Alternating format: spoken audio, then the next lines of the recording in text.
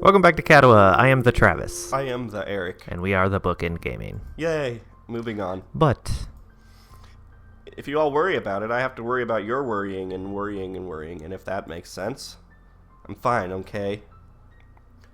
For a moment, she looks to be lost in thought, carefully pondering how to react. Hisao, do you have any paper left from your food's packaging? I think so. I'll just check. I like to lick the wrapper. I'm going to suck the rest of the brownie off the cellophane. Yeah. I rummage around in my bag for the leftovers from lunch, eventually finding a paper square from my sandwich's package. My eyebrow raised and my expression rather quizzical, I gently place the square into Lily's hand. Without another word, she brings her fingers around it to feel out its edges. Is she going to make you some origami? This should be large enough. That's what I was going to guess, too. With both of us seated on the roof, the minutes to the lesson ticking away, she proceeds to lay the item on the ground and begin her work in earnest. Wrapped in silence, I watch her fingers move about on the small square with amazing dexterity. A small fold here, a larger fold there. Her fingertips keep a slow but sure pace. Looking up, her expression is calm and placid. The fact that her face is pointed well above the sheet in front of her makes the sight of her work all the more curious. What's she going to look at it? Her shoulders slump a bit after finishing one final fold. Her work apparently done. It's only when she holds the item up in her hands that I realize what it is. It's a giraffe! She just hands you like a ball. She's like, it's a swan, but it's oh, just thanks! A ball of really good. a small origami crane. No one's ever had the heart to tell her she's terrible at it.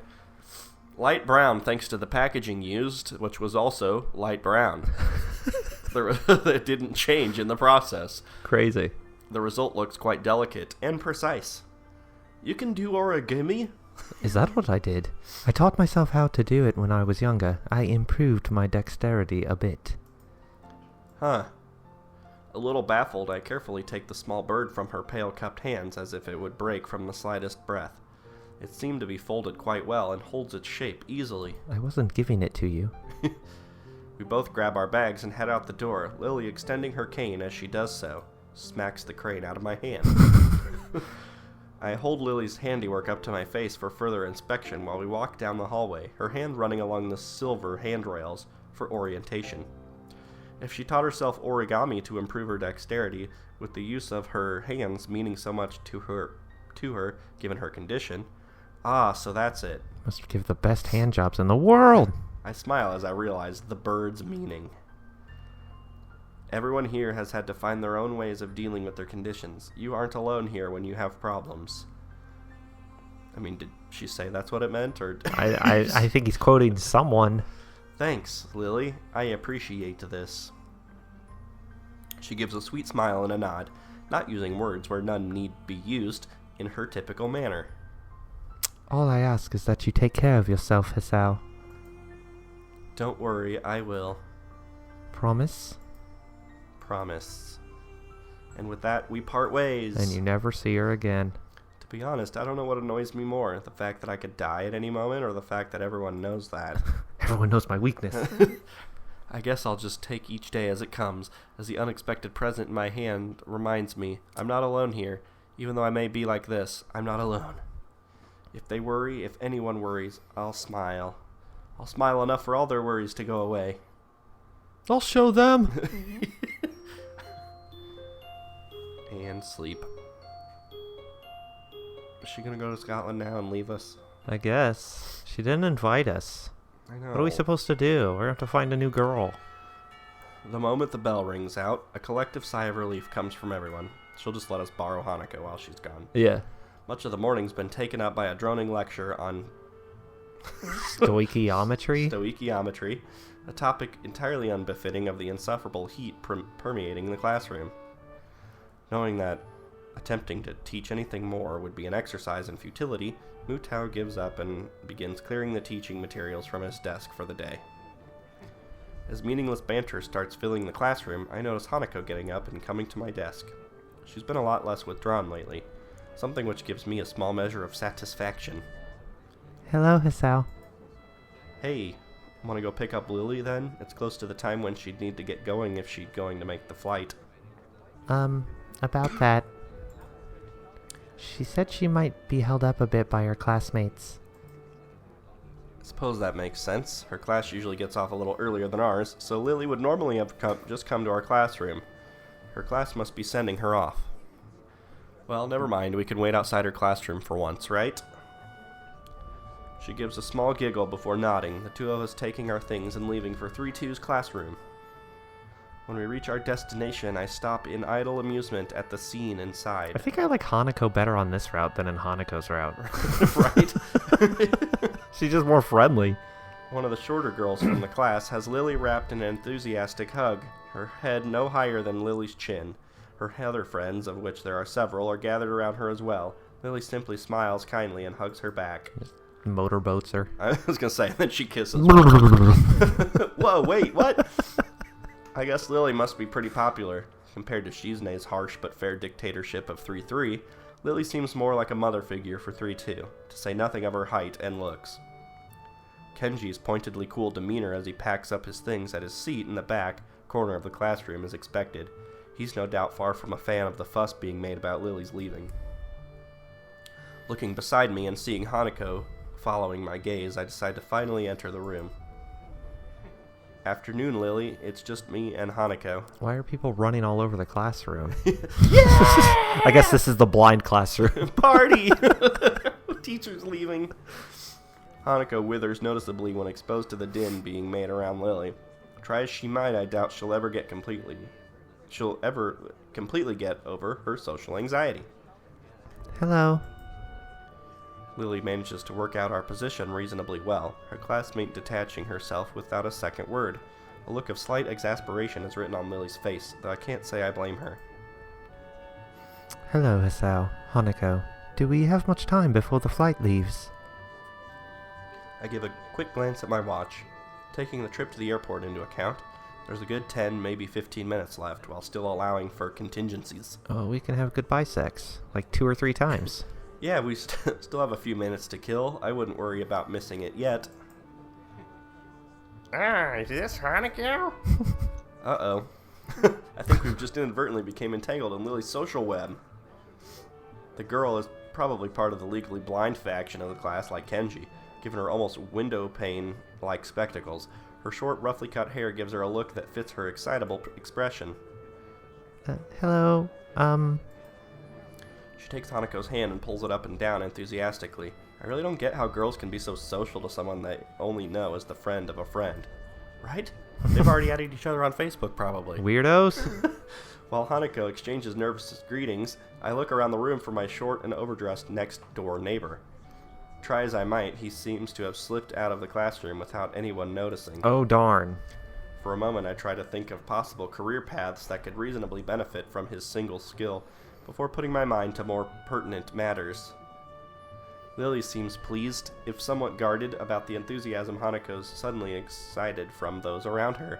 She might not see it, but Hanako's much less panicked about the affair than I'd anticipated. Shuffling my way through the gaggle of classmates, I eventually managed to reach her. Well, it's easy to avoid people's eyes when they can't see you. Right. Plus, weren't you right next to her anyways? Do what? You were right next to her anyways, weren't you? Right next You came in with Hanako. Oh, yeah. Did you, drift off? No, I mean, there's that girl that was hugging Lily is Yeah, I all guess. up in her business, but she doesn't seem to mind, because that girl can't really see her. Don't worry, Hanako's fine. Thank you. I thought she might be overwhelmed by them. Don't worry, we'll be gentle. Both of us grimace in unison. Ugh, cringy. Hanako's nervous grin stays plastered on her face as another couple of girls move in to meet her. It's kind of amazing that even just a month ago she'd never have been able to cope with a situation such as this. Even when I first met her, the two of us completely alone, she sprinted from the library. What smells like beef jerky? So, got everything you need? It's all packed. I just have to go to my room to pick it up on the way, and Hanako and I need to change. Well, I'll help. I guess we'd better get going then. Hanako?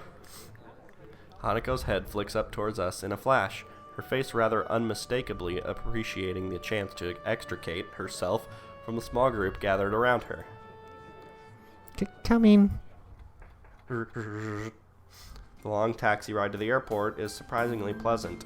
Hopefully it wasn't that long, since you only said you had 10 minutes to spare. Right, well, that was 10 minutes to say goodbyes, counting The trip. Contingencies. Yeah. Despite the three of us being rather squashed together to fit in the small back seat, on the other hand, maybe despite isn't the right word. Girls. Lilly pays the fare to the driver as we file out, Hanako's eyes flittering left and right. Thankfully, there aren't too many people around, most of them being inside the main building rather than milling around outside. It isn't hard to spot Akira and Hideaki leaning against a fence while talking to pass the time. A large black travel bag, complete with wheels and travel handle, leans against the fence alongside them. I'm losing my mind. Because talking to pass, I read as taking a piss. I was like, what are they doing? Right in cursive. Hideki's the first to notice us, pointing us out to Akira, who gives an overenthusiastic wave. Hey! I grab Lily's travel bag for her as we go to meet the two, earning a nod of appreciation. I've got all my stuff here. You got yours? Plane ticket as well? Don't worry, I have everything. You? Yep, all ready to go. No, without some problems along the way, I might add. Shut up. The snide remark has his head roughly dragged around by a very firmly clamped on hand. Akira looks like a vampire there. Right? Haha, yeah, I kinda sort of forgot it was in my trousers pocket. Trousers that I'd put in the wash. Oh no. Don't worry. Did you know that you can print out tickets if you order online nowadays? It's really cool. Hideki's pained expression says that this wasn't a solution found quickly. It could have been worse, I guess. We'd better start off then. Check-in should be ready by now. Yeah, you're right. There's a certain amount of wistfulness in both their voices, to say nothing of the people left behind. Meeting their family again after all these years would be big for them. Lilly? Hanako wraps Lilly in a gentle hug to say goodbye, one which is warmly reciprocated. Lilly and I share a brief hug afterward, each of us saying our goodbyes. Don't leave me with him. Beside us, Akira and Hideaki break off from a small hug and a word or two between them. It would probably look quite nice, if not for the almost comical height difference between the two. I'm just gonna have to hang out with Hideaki now. Ugh. Lilly takes a hold of her sister's arm once all that needs to be said in farewells is said, the two walking past the huge glass doors. Goodbye, Hisao. Hanako. She said my name first. See ya. Don't do anything stupid, shorty. We're leaving a small child here with us? I guess. We wave at them until they disappear from sight in the throng of people moving about inside. And then we're alone. Well, that's that. Now it's awkward. I turn to see Hideaki already beginning to walk off. See ya. Fuck off. He throws a hand in the air in a manner I'd expect of Akira. In the end, it's just Hanako and me left standing alone. Outside. I rest my hand on her shoulder. She absentmindedly gazes towards the front doors of the building, as if she might catch a glimpse of either of the two before they disappear. Don't worry, the time will pass fast. She hesitates for a moment, but eventually nods. It'll probably pass the exact same amount of time it always will. With the scorching heat of the summer sun beaming down on us, we make our way to the nearby bus stop. It's strange, really. Just when I'd begun to see Lilly differently, she leaves on what almost feels like a pilgrimage to the past. In a way, though, that's just what I've been doing since coming to Yamaku. As much as I may reflect on everything that's happened to me, I really am hardly unique. Everyone has their own circumstances and separate paths to get where they are now. Yet I still can't really work out how I should proceed. My life may have practically been reset, and I still can't find anything that satisfactory fills the hole I still feel in myself. Maybe Lily's leaving will be a good thing for me. Without her to lean on, I'll need to do more for myself. I'll have to be there for Hanako as well, sexually. Time to sit in my room and watch porn for a month. It feels strange to have so much changing so quickly after my months in the hospital that seem to exist so separately from reality. But that's all the more reason for me to keep focused. I can't let any opportunity slip out of my fingers in my attempt to rebuild my life. We're just going to white out for the next month. The end. Act. Hey. Are they just going to skip that whole trip? Probably.